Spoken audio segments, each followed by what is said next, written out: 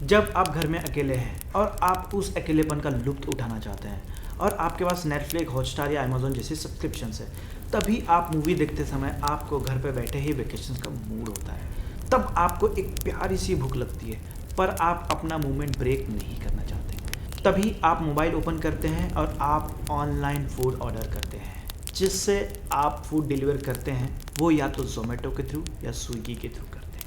अक्सर ज़्यादातर लोग ज़ोमैटो से ऑर्डर करते हैं और इसी प्यार के वजह से ज़ोमैटो का मार्केट शेयर 53% से बढ़कर 57% हो गया। वहीं पे स्विगी का 47% से घटकर 43% हो गया। इसका मतलब ये है कि ज़ोमैटो का फूड टेक सेक्टर में अच्छा खासा लोहा बन गया है। वहीं पर ज़ोमैटो ने अपने बिजनेस को एक्सपांड करने के लिए मल्टीपल बिजनेस में इन्वेस्टमेंट कर बैठे, जिसमें से ब्लिंकिट और हाइपरप्योर जैसे बड़े बिजनेस प्लान है। हाइपरप्योर के जरिए ज़ोमैटो ने B2B बिजनेस पर फोकस किया है, जो fresh vegetable, fruit, poultry, groceries, meat और सी फूड जैसी फ्रेश प्रोडक्ट अपने रेस्टोरेंट को सेल करती है। बट जैसे कि आपको बता दूं, ये सब फ्रेश प्रोडक्ट है, इसको जल्द से जल्द डिलीवर करना होगा। इसलिए तो ज़ोमैटो ने क्लाउड किचन और ब्लिंकिट जैसे कंपनी में इन्वेस्टमेंट कर बैठा है, जिसमें ब्लिंकिट 10 मिनट में फ्रेश प्रोडक्ट को डिलीवर करने में हेल्प करता है। आप यूँ समझ ले तो ब्लिंकिट जो है फास्ट डिलीवरिंग सर्विस प्रोवाइड करता है। इन्हीं सब रीज़न से ज़ोमैटो के जो हाइपरप्योर B2B बिजनेस है, उसकी रेवेन्यू 169% से इंक्रीज हो गई है पिछले साल के कंपेयर, यानी कि 421 करोड़ हो गई है, जिसमें से ब्लिंकिट का कंट्रीब्यूशन भी 26% था रेवेन्यू को इंक्रीज करने में। इन्हीं सब कारणों की वजह से ज़ोमैटो की जो रेवेन्यू है पिछले साल के मुताबिक 2.5 टाइम्स इंक्रीज हुई है, यानी कि पिछले साल 1845 करोड़ का रेवेन्यू था, तो इस साल बढ़कर फाइनेंशियल 22 में 4108 करोड़ हो गई थी। लेकिन इतनी बड़ी सक्सेस के बाद भी ज़ोमैटो का शेयर्स ईयर ऑन ईयर 67% से डाउन है। ज़ोमैटो को लेकर इन्वेस्टर्स में हड़कंप मच गया है। लोग अपने शेयर्स एग्रेसिवली सेल कर रहे हैं। आखिर ऐसा क्या कारण है ज़ोमैटो जैसी कंपनी में अपनी शेयर्स सेल कर रहे हैं? वैसे तो इसके बहुत से कारण, जिसमें से ये 5 कारण बहुत ही अहम है, जिन कारणों से ज़ोमैटो की मार्केट शेयर कम होती दिख रही है। इसमें से सबसे पहला और मेन रीज़न इनकी फाइनेंशियली वीक परफॉर्मेंस है।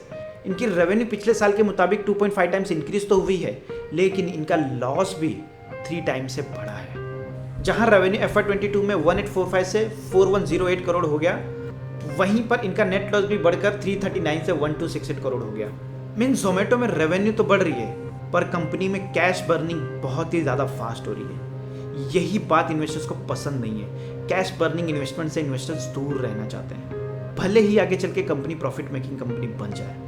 अब सारे इन्वेस्टर तो फाइनेंशियल रिपोर्ट को देखते हैं, बिकॉज फाइनेंशियल रिपोर्ट बिना कुछ बोले बहुत कुछ बता देती है, और फाइनेंशियल रिपोर्ट की ज़ोमैटो की बहुत सारी वीकनेस को डिस्क्लोज की है। इसके अलावा ज़ोमैटो के डाउनफॉल में दूसरा कारण है ज़ोमैटो ब्लिंकिट एक्विजिशन डील। जैसे कि मैंने आपको बताया कि ब्लिंकिट एक fast delivery service provider company है, जिससे होगा क्या, ज़ोमैटो की डिलीवरी फास्ट होने से कस्टमर एक्सपीरियंस काफ़ी ज़्यादा बेटर हो जाएगा।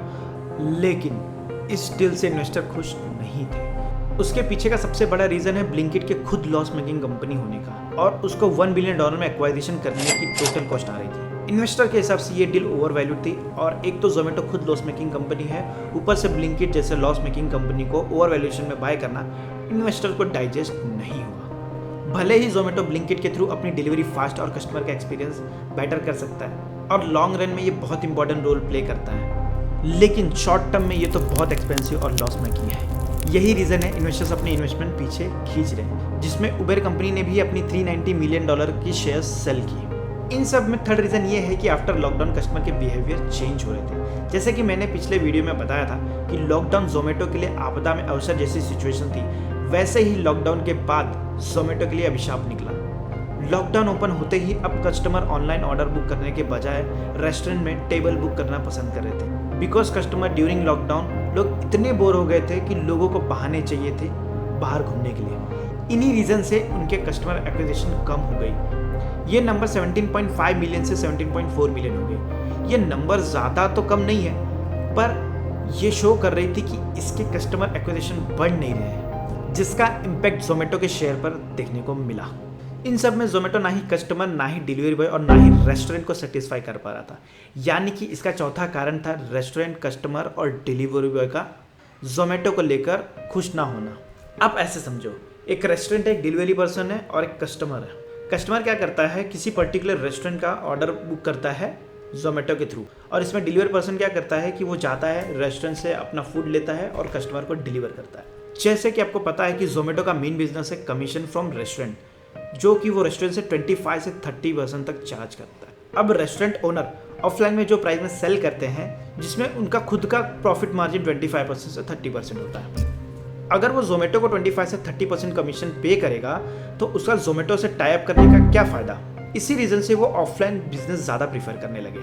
और अगर वो जोमेटो को लिस्ट भी करते हैं तो वो अपने बेसिक प्राइसेस 25% से 30% बढ़ा कर देते हैं। इनके अलावा डिलीवरी बॉय को डिलीवरी चार्जेस ज़्यादा चाहिए। वहीं पर कस्टमर को फूड जो है डिस्काउंटेड प्राइस में चाहिए। वहीं पर कस्टमर को ऑलरेडी 25 से 30% एक्स्ट्रा पे करना पड़ रहा है, जबकि कस्टमर को डिस्काउंटेड प्राइस में फूड चाहिए।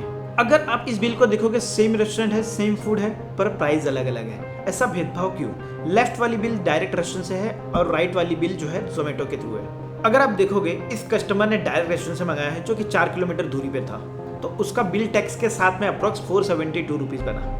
वहीं पर कस्टमर के पास जोमेटो का गोल्ड मेंबरशिप होने के बावजूद सारे डिस्काउंट के बाद उसको अप्रॉक्स 560 पड़ रहा है, यानी कि 90 रुपीज़ ज़्यादा। अगर आप कैलकुलेट करेंगे तो कस्टमर को 20% ज़्यादा पे करना पड़ रहा है। यही सारे कस्टमर ने रियलाइज़ किया कि अगर वो रेस्टोरेंट में वॉकिंग जाए या डायरेक्ट रेस्टोरेंट से मंगाए तो भी 20% का पैसा बचेगा, जो कि बहुत ज़्यादा है। और इन सब में अगर डायरेक्ट रेस्टोरेंट से ऑर्डर करे तो रेस्टोरेंट भी खुश और कस्टमर भी खुश। तो क्लाइंट जोमेटो के थ्रू एक्स्ट्रा 20% क्यों दे? डायरेक्टली तो डिलीवरी चार्जेस भी फ्री हो जाते हैं। यहीं पर जोमेटो के लिए बड़ा चैलेंज ये आ रहा है कि अगर वो कस्टमर को खुश करे तो रेस्टोरेंट को घाटा हो रहा है, और रेस्टोरेंट को खुश करे तो कस्टमर को ज़्यादा बिल आ रहा है। इन सब में डिलीवरी बॉय को भी ज़्यादा डिलीवरी चार्जेस चाहिए, वरना वो डिलीवरी नहीं करना चाहता। मानो कि तीनों मिलकर जोमेटो को बोल रहे हैं कि एक से खुशी दूसरे से नाराज़गी नहीं मांगी जाती। इसी कारण से जोमेटो के रेवेन्यू पर भारी इम्पैक्ट पड़ा। लास्ट और सबसे डायरेक्ट इम्पैक्ट पड़ा जोमेटो शेयर्स का लॉक इन पीरियड का खत्म होना। मानो कि सारे इन्वेस्टर इसी का वेट कर रहे थे। जैसे ही लॉक इन पीरियड खत्म हुआ, लोगों ने अपने शेयर्स सेल करने लगे। नतीजा ये हुआ कि जोमेटो की शेयर्स ईयर टिल डेट 65% से गिर गई। जोमेटो शेयर्स के गिरने के 5वें रीजन का कारण है बाकी सारे 4 कारण। आफ्टर ऑल एक इन्वेस्टर्स को क्या चाहिए? एक हेल्दी प्रॉफिटेबल कंपनी, जो जोमेटो अभी फिलहाल नहीं दे पा रही है। इतना गिरने के बाद भी इन्वेस्टर का मानना है कि ये जोमेटो की कंपनी 40% से ओवर वैल्यूड है। लेकिन जोमेटो ने जितने भी स्टेप लिए हैं वो लॉन्ग रन में प्रॉफिटेबल हो सकते हैं। यही रीज़न है आज भी वैल्यू इन्वेस्टर्स फाइनेंशियल रिपोर्ट के पीछे की वैल्यू समझ रहे हैं। इसी कारण से कुछ इन्वेस्टर्स का भरोसा जोमेटो पर बना हुआ है। और मुझे लगता है कि शायद मैंने भी आपको वैल्यूबल इन्फॉर्मेशन दिया है, तो आप भी वैल्यूबल इन्वेस्टर्स की तरह मुझ पर भरोसा दिखाइए और सब्सक्राइब करें, ताकि आपको ऐसे ही वैल्यूबल इन्फॉर्मेशन प्रोवाइड कर सकूँ। अगर आपने सब्सक्राइब कर लिया है तो मैं आपको बता दूँ, जोमेटो के व्यू 2 पार्ट में डिवाइड है। एक व्यू ये है कि जोमेटो का कॉम्पिटिटर कोई भी बन सकता है और उसका मार्केट शेयर कभी भी कैप्चर हो सकता है, तो जोमेटो एक अच्छा इन्वेस्टमेंट नहीं है। और दूसरा ओपिनियन ये है कि the man behind Zomato Deepinder Goyal एक ऐसे हसलर है जो डूबती नाव को बचाना चाहते हैं, और दीपेंद्र गोयल के बोल्ड बिजनेस मेकिंग डिसीजन पर ट्रस्ट करते हैं, जो कि मैंने पिछले वीडियो में एकदम डिटेल में एक्सप्लेन किया है। तो वो वीडियो आप जरूर देखना, क्योंकि ये 2 वीडियो भी आपस में लिंक करते हैं। इन सब इन्वेस्टर्स का मानना है कि भले ही आज जोमेटो लॉस मेकिंग कंपनी है, लेकिन इसका सवेरा जल्द ही आएगा और ये मल्टी बैगर स्टॉक साबित हो सकती है। तो आप किस ओपिनियन से एग्री करते हैं? लाइक बटन पर टैप करके कमेंट करके बताओ। और अगर आपको ऐसे वीडियो पसंद है तो आप चैनल को सब्सक्राइब के साथ बेल आइकन दबा दें, ताकि आपको ऐसे इन्फॉर्मेशन मिलते रहे। और जोमेटो के पहली सीरीज में देखना, उसमें मैंने आपको बताया कि दीपेंद्र गोयल ने कैसे जोमेटो को खड़ा किया। तो चलो वीडियो को यहीं पे समाप्त करते हैं और मिलते हैं अगले सेशंस में। धन्यवाद।